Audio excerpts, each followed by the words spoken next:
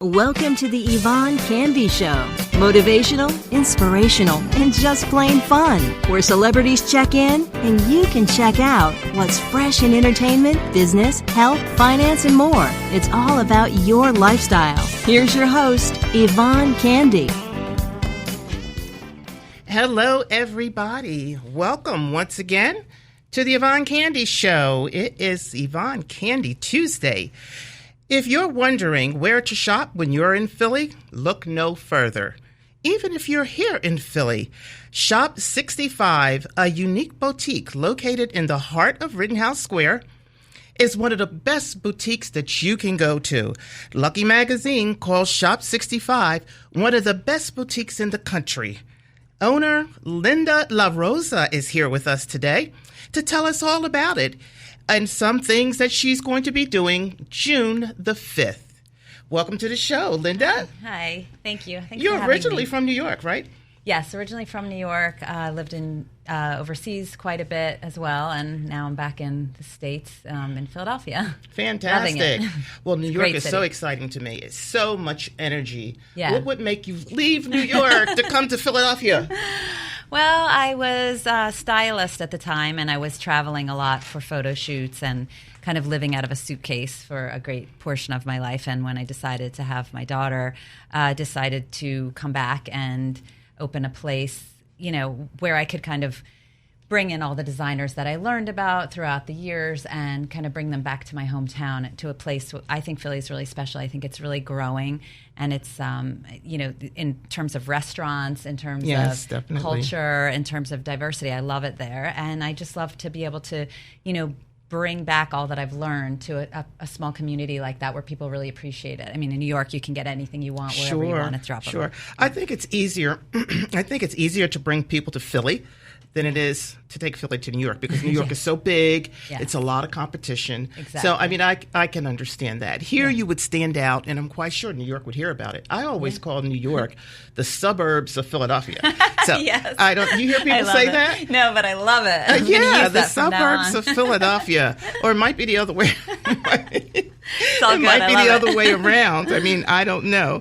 But tell us about some of the people that you worked with. But I wanted to know first, what was your aspirations? I mean, I hear a lot of people say that when they were a little girl, they used to dream about, you know, doing things as a entertainer and what have you. Yeah. But were you ever inspired by some other people? And I mean, I was definitely inspired by, you know, Cher and watching her perform, and also just in general, fashion magazines in general were always a complete fascination of mine. My walls were just completely covered with all the different models and dresses and things that I had aspired and wanted to look like or be like. And I always wanted to be a performer. I wanted to be a singer growing up. And I always had this kind of vision that my absolute perfect career at the time was MTV was really big. So I always had this this idea that I was going to be a singer, songwriter, and be able to actually perform in my own videos. So then I could have creative one-man outlet. show. Yeah, styling myself and Yeah.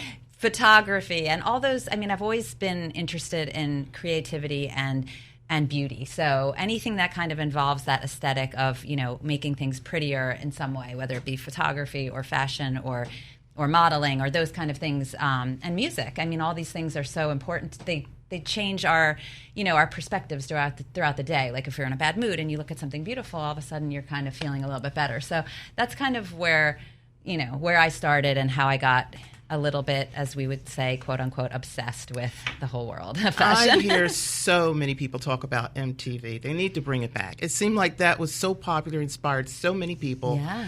I had a guest on from the former Czechoslovakia, and that was one of her motives to come to the United States was MTV. Wow. Yeah, That's and she wanted to do the same thing. She wanted to dance, she wanted to sing, she wanted to do, you know, all of that stuff. Did you ever get a chance to do any of that stuff? I did a little bit of it, yeah. I did a little acting, I did Good a little for sand but it just seemed to land very effortlessly into the fashion world. So I became a fashion editor.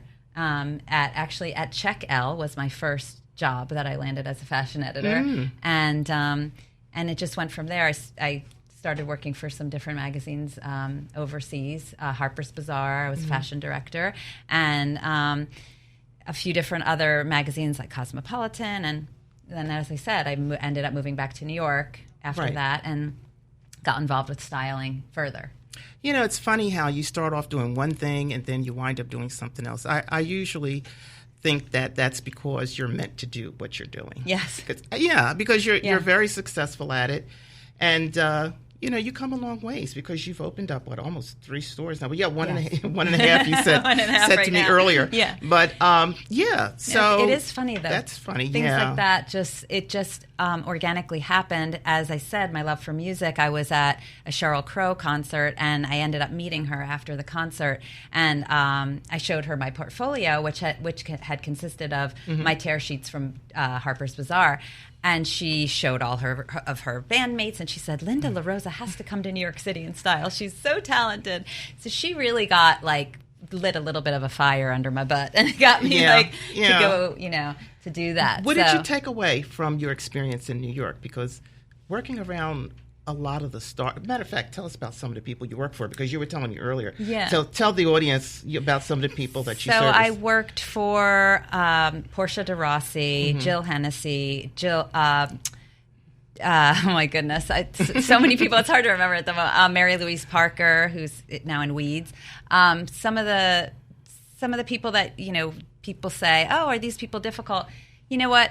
They're usually lovely. They're just there on such time constraints, and a lot of times it's really difficult as a stylist to pull for them because they're not models, and the samples are model sizes. They're 0s and 2s, and these women, even though they're extremely thin, they might not be model sizes. So it's always been that was my biggest challenge when you were asking what was interesting about that. It was just always a big challenge. So a lot of times we would show up at photo shoots, and with Mary Louise Parker once, and one time with Jill Connolly, who was in A Beautiful Mind. She had just had a baby, and things weren't fitting right. So we ended up shooting her in the photographer's white button-down shirt, men's shirt. One time things weren't working well for Mary Louise Parker because of one reason or another, and we shot her naked on a couch for Esquire magazine. So it's you have to be very flexible. You have to be able to take criticism because they're publicists, excuse me. Oh my goodness. Their publicists can be very, they have an idea of how they want that celebrity portrayed, and you really have to respect that because that's what they're going for. And like you said, celebrities are very picky, and it's well so because they're a celebrity. Yeah, and I don't even like people taking pictures unless I see it of me. Absolutely. Because you know what? I have something on my camera can straighten all of that out. So I said, look, don't let me send a picture to me, take a picture with my camera, and then I'll send it to you. Yes. Yeah. Sometimes you can have dark lighting, and it does not bring out the best in you. I was in a place where the lighting was a little dark, like this light over here is a little yellow, so I don't know if it's shining on me. But anyway, when they took the pictures, it was like, where did I go? I was in a dark room. But you can always straighten that out. So, ladies, get yourself a filter or something, put it on your phone, the app. Yeah, that's the way to go. We need all of that. Yes. Speaking of, with Instagram lately, I mean, that's really the way things have been going.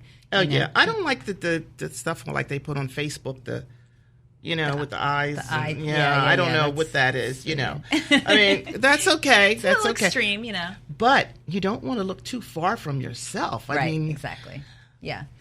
We actually had a party once at my store, which was called look your best for your Instagram, and we kind of gave pointers because our Instagram we get a lot of attention from our following through our Instagram because I get to use my tools that I learned as a fashion editor and that I learned as a stylist on my Instagram, whether I'm styling myself. Sometimes I do myself because my clients know me, and sometimes I use other influencers or just beautiful girls around the city. And so we had an event where we kind of showed people how to hold your head and how to smile and what's your best angle and lighting and stuff like that. And then we helped dress them, and then we did some photo shoots with them. That was a really fun event. Yeah, and you have to know how to camouflage, places where they don't want you to know, Right. you know, and also improvise on some Yeah. things that's their best assets. Yeah. So I can understand that because I practice that with myself. You got to. You're your own. You're your own. Yeah, I have to proponent. get in the mirror and I'm saying, oh no, this is not right. That's not right. But you did learn a lot from that experience in New York. Yes. I guess that was very exciting for you. It was. It was really interesting meeting all those people and being able to attend Fashion Week. Yeah. And went to Milan Fashion Week and got to experience incredible things there between the Versace show and Dolce & Gabbana and Roberto Cavalli. I mean, those are like unbelievable fashion shows, and it's you get to be you're sitting with all the amazing celebrities that you just never thought you'd be in the same room as. Oh yes, that must have been very exciting. It was. So when you got to Philadelphia, you opened up Shop 65. Yes. Now, Lucky Magazine says that your boutique is one of the best in the country. Why is that? So we just our mission really is to make women look beautiful and feel beautiful. Like we want you to step out of your comfort zone a little bit, but we also want to honor who you are. So we don't want you leaving in something that you're going to feel completely out of your realm. We want you to come in, have fun. Our stylists at the store are so much fun to work with. We want you to have fun. We want you to leave feeling, that you're going to love this piece or these pieces that you bought and you know how to wear them.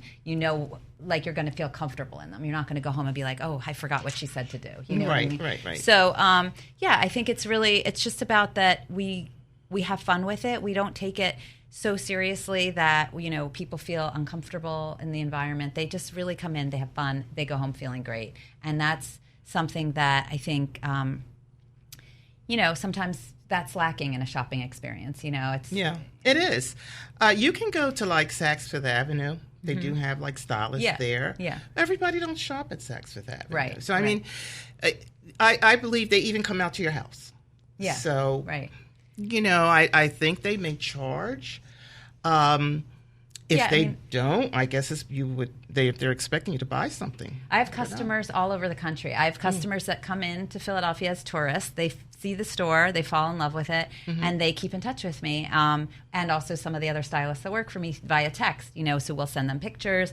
They'll see something on our Instagram that they're in love with. We'll send it to them right away. So we do ship quite a great deal because a lot of people can't get into Philly. They live in the suburbs, or they, it's just. They can, but they have children, or they have, it's the parking issue, the traffic. So we definitely work with people. I don't ever want people to be shy about reaching out over Instagram or just calling the store and saying, I need a dress or I want some cool tops, like send me pics. And we really work. We do a lot of that now because people really like shopping from home. Yeah, I love it. I get everything on the internet. Yeah. I bought shoes. I bought a handbag this week. And guess what? I'm sending the shoes back. That's the only downfall. Yeah, it is a downfall. Well, I mean, then you got to wait again. Yeah, and also, we want to keep the stores open. It's the brick and mortar stores that make the neighborhoods interesting. You know what I mean? And I always kind of guilt people a little bit into shopping online, even though I do it as well, just because we want to keep our stores open so that we can have that interaction with our neighbors and the people that come into town, and they get to really see what Philadelphians are like when they come in, and they talk to us, and we can recommend restaurants. It's a whole experience, Right. So as much as I understand people have to shop online, we definitely encourage people to come in, and if they can't come in, we'll help them, any way we can. What about, so in other words, your shop, what makes it different is that you offer the styling aspect. Yes, we offer the styling aspect, and also, we're not going to turn our nose up if someone says, I have this old vintage T-shirt that I really want to wear in a new way. How can I do that? They'll show us a picture. We'll put together an outfit for them, or if they're going to an event and they just, it's last minute, they don't know what to wear. We really are able to kind of, help them, whether it's last minute or if they're trying to put a look together and they're not sure how. They can. Now, text you us would sell pictures. from shoes to anything. Yeah, and anything. we have some shoes, but mostly, we're very well known for our denim selection because I used to be the denim guru when I had my old. I'm trying to get out of being the denim guru. It's like, when are you going to come to the day? Come up.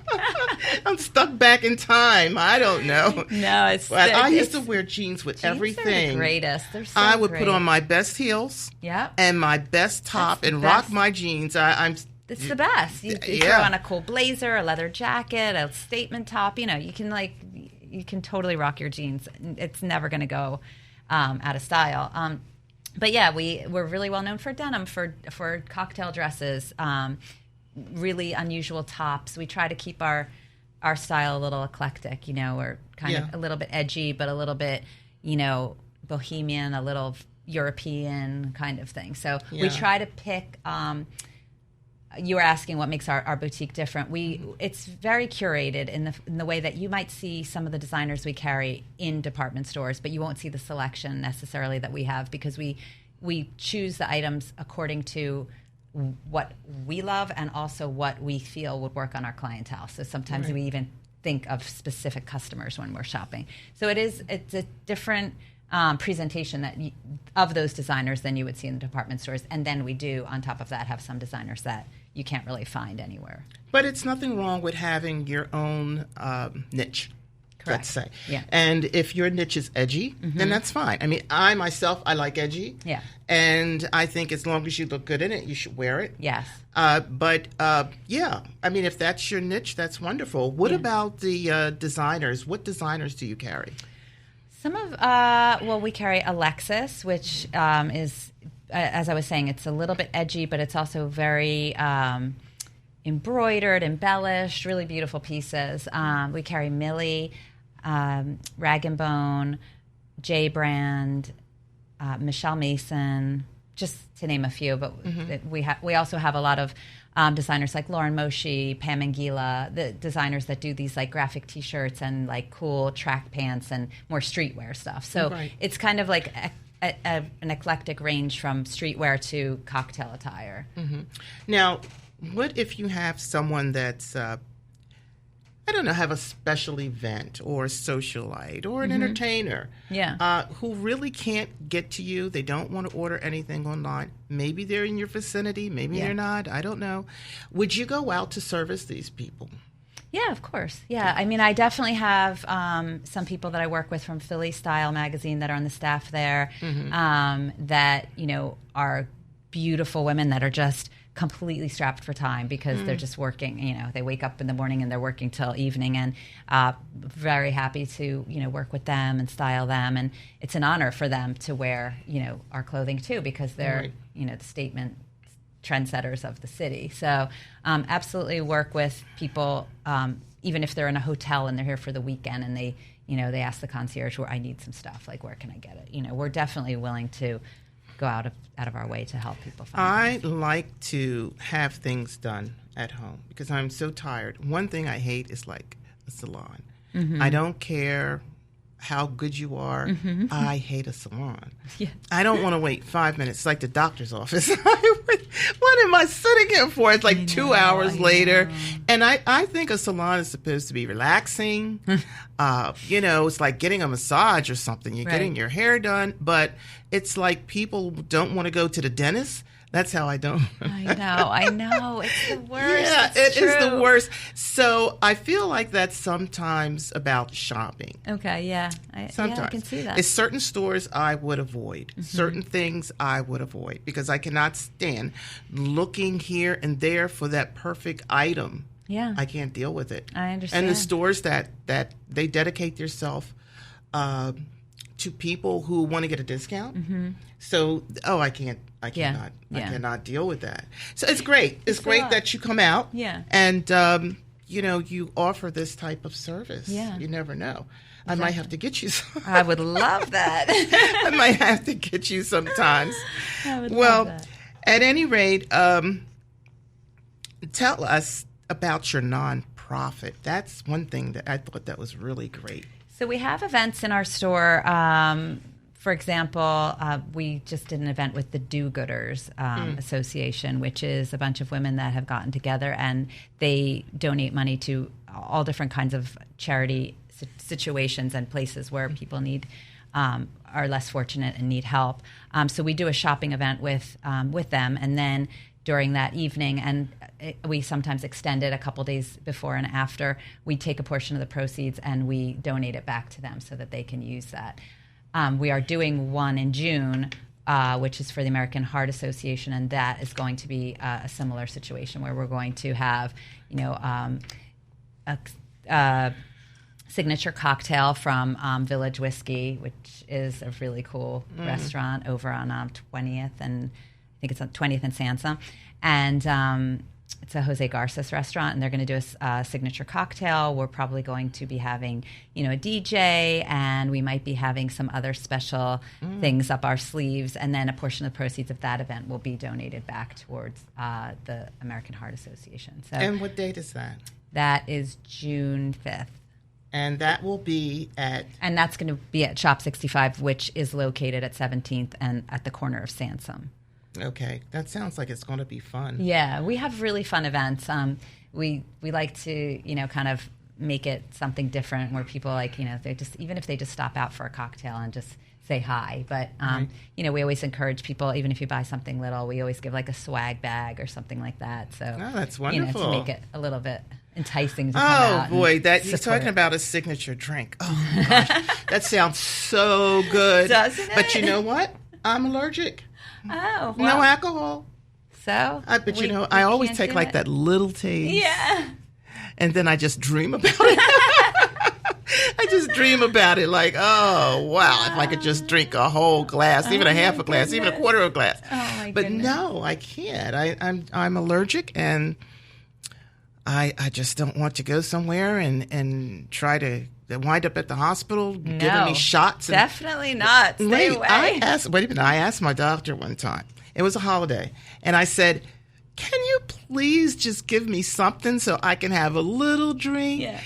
He says, no. He says, why would I give you drugs to have a drink? He said, if you can't drink, you just don't drink. I said, oh, my God. I feel like a misfit. Yeah, there's no empathy in that one. No, well, I mean, he was right, but Yeah. I just felt like a misfit because everybody be drinking and having fun, and I'll be holding my glass. Nobody knows what I have in it.